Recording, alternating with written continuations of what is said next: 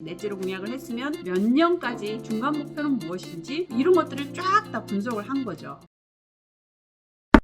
안녕하세요 여러분. 오늘은 MSCI의 헨리 페르난데스 대표가 파이낸셜 타임즈에 작심하고 인터뷰한 내용이 있어서 그 내용 위주로 유튜브를 찍어볼까 합니다. 아쉬울 것 없는 이 MSCI 대표가 왜 파이낸셜 타임즈의 인터뷰에 응했을까, 그거를 보려면 지금 현재 EU에서 돌아가고 있는 상황을, 저희 임팩트온 기사를 보신 분들은 아시겠지만 간단히 설명드리자면, EU에서는 지금 뭐 몇 가지 이슈가 돌아가고 있는데 그중 대표적인 게, 하나는 이제 ESG 평가 기관이 조사에 따라 다르지만 뭐 어떤 데는 160개, 뭐 어떤 데는 뭐 600개가 넘는다고 하잖아요. 그래서 이 ESG 평가 기관들이 너무나 많다 보니 이 평가 등급 간 격차가 너무 커가지고 이 평가 점수를 제대로 신뢰할 수 있느냐라는 이슈가 제일 큰 이슈입니다. 또 그리고 ESG 평가 기관이 기업들을 평가하는데 이 평가와 컨설팅을 같이 하는 거에 대한 이해상충의 이슈는 없느냐라는 가장 큰 두 가지 이슈가 있어서 이 ESG의 평가 기관들에 대한 규제가 필요한 거 아니냐라는 게 EU의 규제 당국에서 지금 진행을 하고 있는 이야기입니다. 그러다 보니 MSCI 대표가 작심 인터뷰를 한 거죠. 그래서 이 인터뷰 내용들이 상당히 흥미있어서 말씀드리려고 하는데요. 한마디로 말하자면 평가의 정합성에 대한 모든 논쟁이 잘못됐다고 생각한다, 이렇게 이야기를 했어요. 무슨 얘기인지 한번 보시죠. 이 ESG의 평가라는 게 신용평가하고 다르다라는 거예요. 그래서 얘를 규제하는 건 적절치 않다라는 거고, 그거는 우리한테 전부 다 똑같은 티셔츠를 입으라는 거하고 다를 바가 없다라는 거예요. ESG 평가를 할 때 어떤 사람들은 기본적으로 환경에 중심을 두고 어떤 사람들은 사회, 소셜에 중심을 두고 싶어 한다. 그래서 각각 비중이 다를 수 있다라는 거고, 그러다 보니 한 기업에 대해서, 테슬라에 대해서 환경을 중요시하는 ESG 평가 기관은 AAA를 주겠지만 사회, 소셜 부분을 중시하는 곳에 대해서는 뭐 C를 준다든지 이런 식으로 완전히 다른 평가 등급이 제공될 수 있다. 근데 이거에 대해서 정부에서 이 평가 등급이 도대체 어떻게 작동하는지에 대해서 정확하게 어떤 규정을 할 거라고 들이대기 시작하면 이게 이제 문제가 복잡하고 어려워진다라고 얘기를 합니다. 그러면서 정부에서 칼날을 갖다 대어야 되는 건 평가 등급, 이 평가가 아니라 오히려 ESG 정보 공시에 대해서 규제를 하라라고 얘기를 하는 거예요. 그래서 ESG라고 이름만 붙이고 라벨만 붙이고 실제로는 ESG가 아닌 그런 그린와싱에 대해서, ESG 펀드라고 이름 붙였지만 제대로 ESG를 하고 있는지에 대한 것에 공시가 제대로 안 돼 있다. 그래서 이 부분에 대해서 오히려 규제를 하지, ESG 평가라는 것은 이런 말을 했어요. 애널리스트가 회사를 평가할 때 중요하다고 보는 항목이 다 다르지 않느냐. 그래서 이 애널리스트가 보는 그 회사의 가치에 대해서 정부가 규제할 수 있느냐. 그러면서 ESG 평가 등급이라는 게 무엇을 중요하게 보는지에 대한 하나의 오피니언, 의견의 영역에 가깝다라는 게 MSCI 대표의 이야기입니다. 그러면서 조금 더 공격적인 말도 했어요. 우리는 규제가 두렵지 않다. 규제를 많이 만들면 만들수록 오히려 우리 같은 MSCI 같은 큰 회사한테는 경쟁 우위를 주고 진입 장벽을 만들게 될 뿐이다 라고 이야기를 하면서, 평가 기관에 대해서 규제를 요구하는 기업이나 단체들이 많다라는 걸 봤을 때 이런 이제 문제 제기까지 합니다. 조금 과격한데요. 일부 기업들이 자기들이 받는 ESG 평가 등급을 좋아하지 않는다는 걸 오히려 역으로 알 수 있다. 왜냐하면 이 기업은 변화를 원치 않기 때문이고, 그래서 낡은 규범이라든지 옛 체제 안에 숨어 있기를 원하고 때로 돌을 던지기도 한다. 그래서 자신은 메시지를 보기보다는 메신저가 누구인지 보고 그 말을 하는 메신저의 동기가 뭔지를 보려고 노력을 한다라고 하면서, 은근슬쩍 이런 쪽에 로비를 하는 곳이 대형 정유사다라고 얘기를 합니다. 대형 정유사라는 걸 밝히지는 않지만 뭐 대형 정유사들한테 우리가 변해야 된다고 계속 얘기를 하고 있기 때문에 이런 규제들이 대부분 정유사에서 고용한 로비스트들로부터 나오는 거 아니냐, 이런 의심을 하고 있는 거죠. 어떻게 생각하세요? ESG 평가에 대해서 여러 가지 많은 이제 논란들이 나오고, 그 부분에 대한 한국에서도 마찬가지로 ESG 평가 기관이 너무 많다, ESG 평가 등급 간 격차가 너무 많다, 이런 이런 얘기들이 기업에서 나온 반면 평가기관이라든지 전문 기관에서는 오히려 그게 아니다. ESG 평가라는 것은 이 지금 MSCI 대표랑 비슷하게 얘기를 한 거죠. 오히려 다양한 의견을 반영하기 때문에 이 평가 자체가 똑같아지는 게 의미가 없다라고 이야기를 계속 하고 있는 그런 상황이거든요. 비슷한 맥락일 것 같고요. 또 하나는 MSCI에서 이 부분이 아주 흥미로웠습니다. MSCI에서 앞으로 하려고 하는 사업이 무엇인지를 밝히는 내용이었어요. 흔히 이제 MSCI라든지 DJSI 지수 만드는 S&P 그리고 FTSE Russell 요 세 개가 대표적인 지수 사업자들이라고 하잖아요. 인덱스 프로바이더들. 그러니까 뭐 황금알을 낳는 거위라고 이야기를 하면서 지수가 우리나라 한국 거래소에서 지수 만들듯이 해외 MSCI 같은 경우는 어마어마하게 많은 지수들을 많이 만들어내니까요. 지난 7월 말에 이제 2분기 실적 발표를 했는데 4억 9천만 달러, 5,700억 원 정도의 매출 중에서 이 매출이 전년 대비 한 21.6% 늘었고 근데 영업이익률이 무려 51.7%라고 합니다. 어마어마한 영업이익률입니다. 아유 정말 이런 회사 놀라운데요. 그런데 이제 여기 이 매출에서 ESG랑 기후 관련한 사업군이 현재 한 8%를 차지를 하고 있대요. 근데 이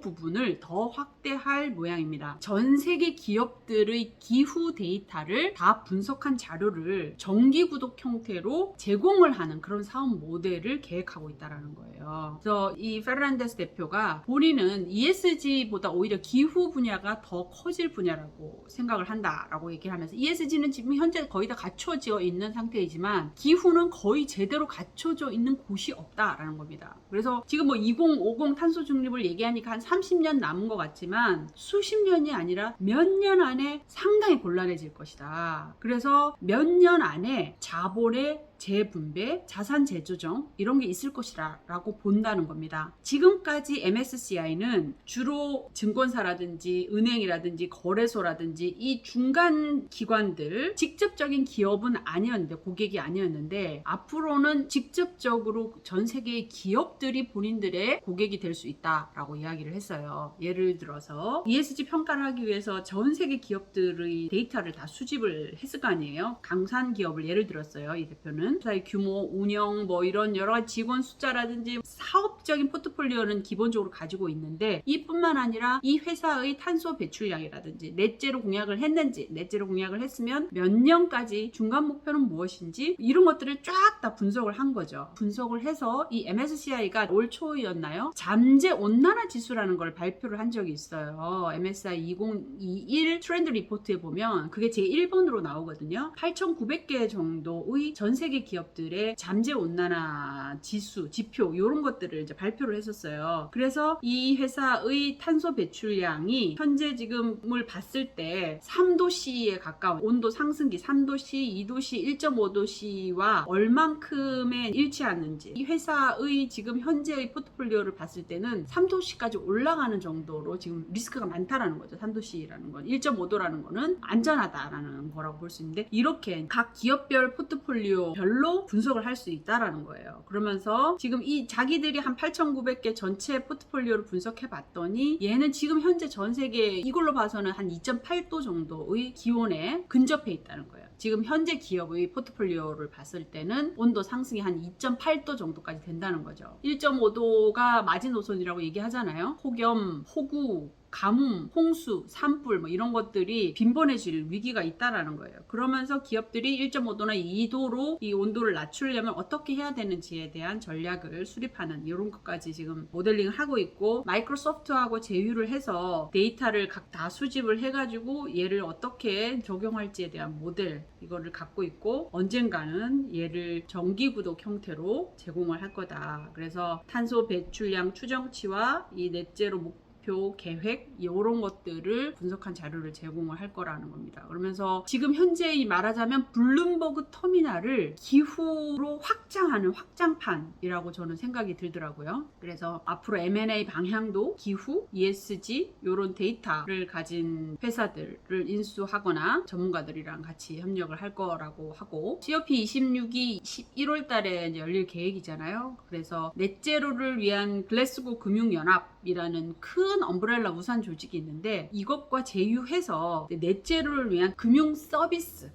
프로바이더들의 연합을 조직을 해가지고 지수 데이터 제공업체라든지 신용평가사 회계법인 이런 서비스 프로바이더들의 연합도 같이 해서 이 투자자들과 같이 넷제로를 이끄는데 노력을 하겠다라고 이야기를 했습니다. 어떠세요? 참 그 일본은 저는 이런 인터뷰를 직접 하고 싶다 라는 생각을 했고, 두 번째는 먼저 가는 그들의 시각을 배울 수 있어서 무섭다라는 생각도 들고 또 감사하다라는 생각도 들고, 세 번째는 또 이런 내용을 임팩트원이 몇 명이 읽는지는 모르겠지만 이 기사는 참 많이 읽었어요. 사람들이 전달해 줄 수 있어서 또 감사하다 이런 생각이 했습니다. 오늘은 여기까지 하겠습니다. 감사합니다.